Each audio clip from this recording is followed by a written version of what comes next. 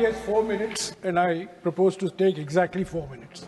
Sir, in these 4 minutes, I would like to place before the Honourable Finance Minister 4 questions to which I was expecting answers from the budget, but for which I am still seeking the answers. The first question is, why is private investment still sluggish?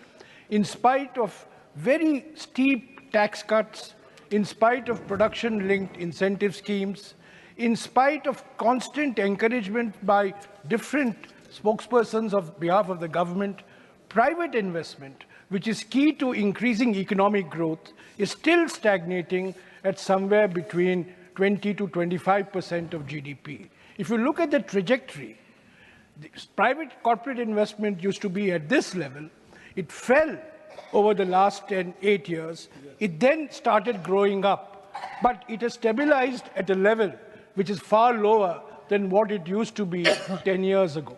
Sir, without private investment, Indian economy will not flourish. It will not boom. We have to increase private investment. And the first question is, why is private investment simply not picking up? The rate of private investment. Private investment is, of course, increasing, but as a proportion of GDP, private investment is still very sluggish, and we are not going to hit the 8% growth target unless we are going to stimulate private investment. Now, there are various theories why private investment is not growing up. It is not growing up because of an atmosphere which is not conducive to private investment. Private investors are actually moving abroad and seeking citizenship of different countries. The economy is going through oligopolization in different sectors of the economy. But whatever the reason, I think this is a question that the Honourable Finance Minister will have to address, not today, but in the context of the next budget in February or thereabouts next year. So the second question, why is manufacturing as a proportion of GDP falling? Now, we are all in agreement. There can be no argument that manufacturing must flourish, must deepen in our country. But instead of increasing, manufacturing as a proportion of GDP has actually come down from something like 16.5% of GDP to about 14.5% of GDP. And I'll give you one simple example, which is a very telling example. In 2013-14, garment exports from India was $15 billion.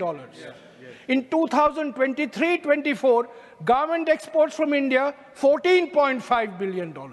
So garment exports today is lower than the garment exports 10 years before. And today what has happened? Vietnam's exports are 2 times that of India. And Bangladesh has exported $45 billion of garments last year. So I would like the Honourable Finance Minister to ask the question, not today, in the context of the next budget, why is manufacturing as a proportion of GDP falling, particularly in labour-intensive sectors of the economy? Sir, the third question, why is private consumption not growing? Last year, private consumption grew only by about 4%. Now, private consumption is a locomotive of economic growth. Why is private consumption not growing? Private consumption is growing only at the top income levels.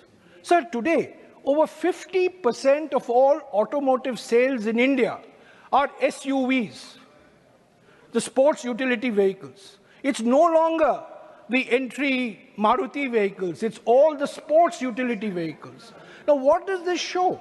It shows that there is consumption, there is purchasing power, but it is concentrated at the higher income levels. And there is no mass consumption taking place of mass consumer goods that will drive economic growth.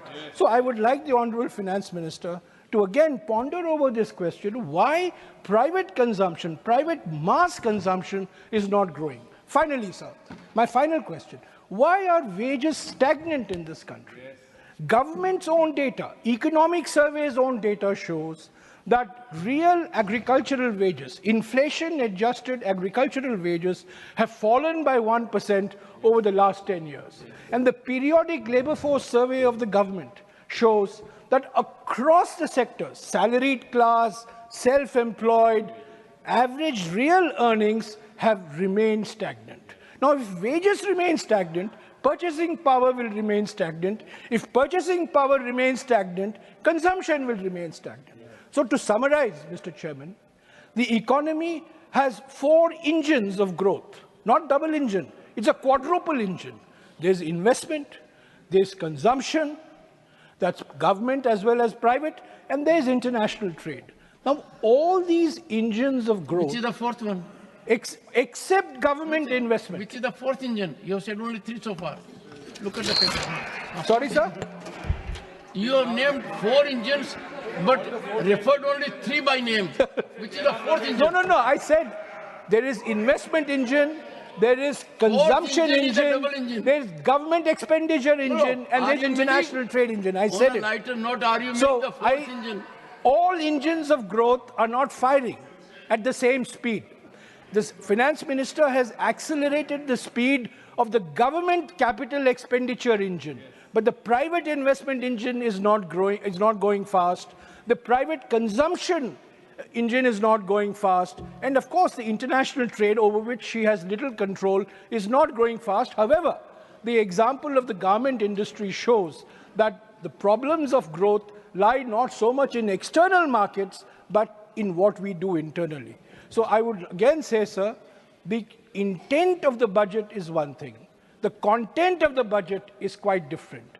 And the content of the budget has to address these 4 fundamental issues that I have raised. Thank you, sir.